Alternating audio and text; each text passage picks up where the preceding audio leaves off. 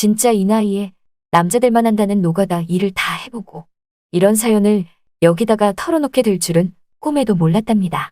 저 같은 경우는 당시에 신축 아파트 현장에 일을 하러 갔었어요. 그중 먼저 한바집에서 일을 하게 되었는데 인부들에게 밥을 해주는 일이었죠. 그래도 나름대로 일당도 세고 그래서 여기 공사 끝날 때까지 일해보자 하는 마음으로 시작했답니다. 그렇게 시작한 한바집 일인데 왜 이렇게 일이 힘든지, 정말 인부들 밥 해주는 게 이렇게 노가다인 줄 알았으면 차라리 그냥 다른 아줌마들처럼 그냥 신축 공사 현장에 투입되어 청소나 자비를 하는 게 나을 것 같다는 생각이 들었답니다.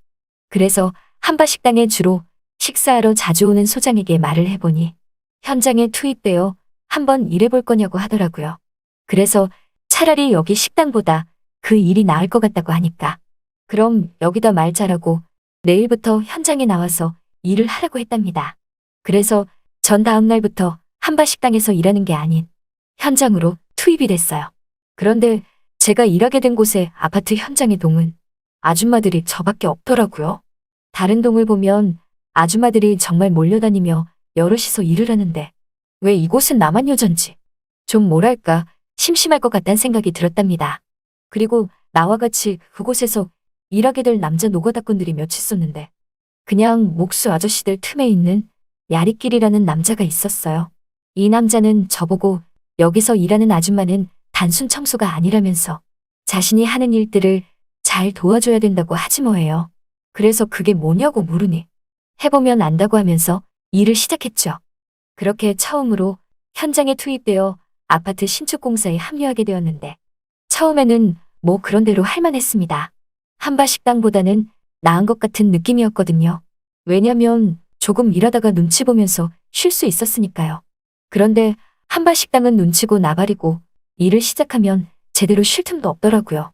그렇게 일을 하며 잠시 쉬는데 그 야리끼리라는 남자가 잠시 쉬고 있는 나를 어떻게 발견한 건지 여기서 지금 뭐 하는 거냐며 따라오라고 하더라고요. 그래서 왜 그러냐고 하니까 아까 말했다시피 여기서 일하는 아줌마들은 자기네 일을 좀 더 제대로 도와줘야 된다면서 지금 이 자재 여기로 올릴 거니까 여기서 자재에 박힌 볼트와 너트를 풀으라고 하더라고요. 처음에는 그까짓 일쯤이야 생각하고 볼트와 너트를 풀기 시작했는데 웬일이니 몇 개 풀지도 않았는데 손가락이 왜 이렇게 아픈지 한 10개 정도 하고 나니까 손가락에 고통이 오기 시작했답니다. 급기야 이 아리끼리라는 사람은 힘쓰는 다른 일까지 시키는데 정말 죽겠더라고요. 이럴 줄 알았으면 그냥 한바식당에 있을 걸 하는 생각이 들었답니다. 그래서 오늘 낮에 점심 먹을 때 다시 그 한바식당에 가서 내일부터 다시 나오겠다는 말을 해야겠다 생각했어요. 그런데 웬걸? 점심 먹을 시간에 한바식당에 다시 가보니 저보고 그만둔 거 아니냐면서 사람 바로 구했다고 자리가 없다네요. 그래서 전 하는 수 없이 그냥 현장에 그대로 투입된 채 일을 했어요. 알고 보니 야리끼리라는 말이 할당된 일을 하고 간다는 말이더라고요. 그러니까 그 말은 즉 할당된 일이 끝나면 일찍도 갈 수 있다는 거였죠. 일찍 간다고 해서 그날 일당도 적게 받는 게 아니었어요. 일당도 일당대로 다 받고 말이죠. 그래서 그런지 그 야리끼리라는 남자는 매번 일찍 가고 싶어서 저를 아주 쥐잡듯 부려먹는데 아니 내가 남자도 아니고 아무리 아줌마라고 해도 여잔데 너무한다 싶을 정도로 부려먹더라고요. 그렇게 온몸의 골병이 날 것 같이 힘들어하면서 억지로 일을 하는데 그 야리끼리가 저보고 글쎄 많이 힘드냐고 하지 뭐예요. 그럼 당연히 힘들지. 너 같으면 힘 안 들겠니? 정말 힘들어 죽겠더라고요. 그래서 이왕 시작한 거 오늘까지만 하고 내일은 나오지 않아야겠다 생각했답니다.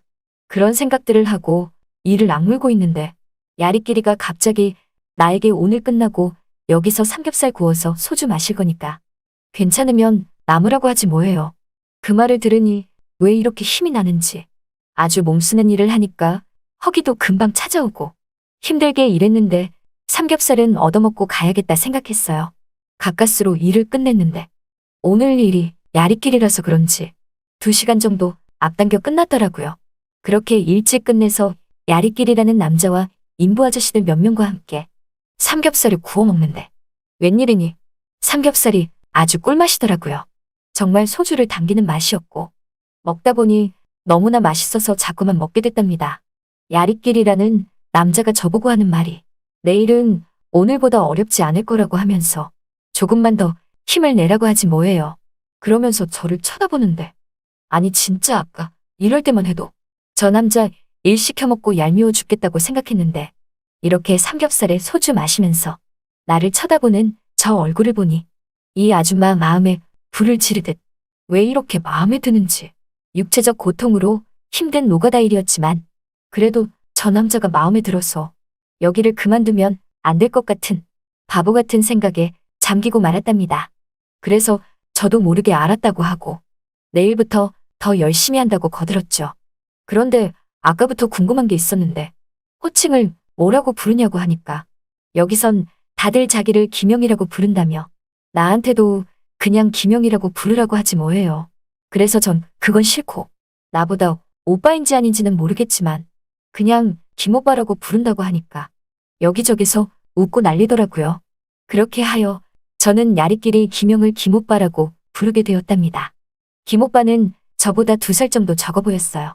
제가 올해로 딱 50살이니 48살 정도 된 것 같았죠. 그 나이에 일을 어찌나 잘하는지 저렇게 힘도 잘 쓰고 착실하게 일도 잘하는 거 보니 마누라가 누군지 몰라도 참 부럽다고 생각했어요. 나도 저런 남편이 있었으면 좋겠다 생각했죠. 그런 생각들을 하면서 술을 한 잔 2잔 마시는데 갑자기 김오빠가 오늘 너무 무리한 것 같다면서 인부들 옷 갈아입는 컨테이너 박스에 가서 한숨 자고 퇴근해야겠다고 하지 뭐예요. 그래서 다른 인부 아저씨들도 알겠다고 했고 그렇게 술자리는 마무리된 듯 싶었답니다. 그런데 김오빠가 일어서면서 자신의 연장 주머니를 남가져갔지 뭐예요. 그걸 발견한 저는 대신 갖다 줘야겠다 생각하고 다른 아저씨들 다 퇴근한 마당에 김오빠가 자고 있는 컨테이너 박스로 살며시 들어갔답니다. 그냥 연장 주머니만 곁에 두고 오면 되는데 왜 이렇게 이 남자가 마음에 드는지 저도 술 좀 마셨겠다. 괜히 취한 척 한숨 자고 싶다는 생각이 들더라고요. 그래서 저도 살며시 누웠는데 웬일이니 어느덧 시간이 흐르고 깜깜한 밤이 됐어요. 그런데 김오빠가 집에 안 가고 아직도 누워서 자고 있는데 자면서 몸을 뒤척이는 듯 싶더니 이내 그만 그렇게 우리에게 아침이 오고 말았답니다. 힘든 와중에도 이런 일은 아줌마로서 그만둬야 하는데 그렇게 김오빠와 인연이 되어서 저는 그 일을 다음 날도 시작했고 그 다음 날도 했어요. 김오빠는 내게 너무나 힘든 일은 그 뒤로 안 시키더라고요. 아무래도 함께 있었던 게 작용이 됐나 봐요. 하지만 여기 일하는 다른 인부들은 어찌나 제게 힘든 일을 시켜대던지 아무튼 그렇게 하루 이틀이 지나고 이제 더 이상 못할 것 같아서 보름쯤 지난 어느 날 김오빠에게 오늘이 마지막이 될 것 같다고 하니까 일이 그렇게 힘드냐면서 그러지 말고 오늘 끝나고 자기랑 어디 좀 가자고 하지 뭐예요. 그래서 어딜 갈 거냐고 물어보니 일 끝내보면 안다고 했답니다. 그렇게 일을 끝내고 저는 김오빠 손에 이끌려 어느 곳에 다다르게 되었는데 글쎄 대중목욕탕 앞이지 뭐예요? 저는 여긴 왜 데리고 온 거냐고 하니까 몰라서 그러냐며 데이트하러 온 거라면서 목욕만 할 게 아니라 여기 찜질방이니까 샤워 후 찜질방 중간에서 서로 만나자고 하더라고요. 그렇게 하여 억지로 목욕도 하고 찜질도 하면서 김오빠와 함께 찜질방에서 시간을 보냈는데 저는 김오빠에게 오늘 집에 안 들어갈 거냐고 물어보니 어떻게 집에 들어가냐며 날 보는 게 오늘이 마지막인데 어떻게 자기 혼자 집에 들어가냐고 그러는 거예요. 저는 그 말에 가슴이 두근두근 거리더라고요. 그러면서 하는 말이 자기 이혼하고 오면 자기랑 살 거냐고 말하길래 저는 그 말을 철석같이 믿고 고개를 끄덕였고 그렇게 그 남자랑 기약을 한 채 찜질방에서 잠이 들었어요. 다음 날이 되니까 이 남자 쥐도새도 모르게 사라졌더라고요. 그리고 연락한다면서 연락도 안 하고 정말 갑자기 제게서 그렇게 바람처럼 사라져버렸답니다. 다시 공사장으로 찾아가서 그 남자를 만나고 싶었지만 어차피 저도 이제 그만둔 사람인데 그럴 순 없었어요. 그 뒤로 전달은 한바식당에 취직을 했고 그곳에서 일하면서 다른 인부랑 정분이 나고 말았답니다. 그렇게 해서 지금 다른 인부랑 만나고 있어요. 아무래도 여자로 태어난 저지만 이상하게 공사장이 저랑 맞는 것 같아요. 그리고 공사장에서 일하는 인부랑도 정말 잘 맞는 성격 같답니다.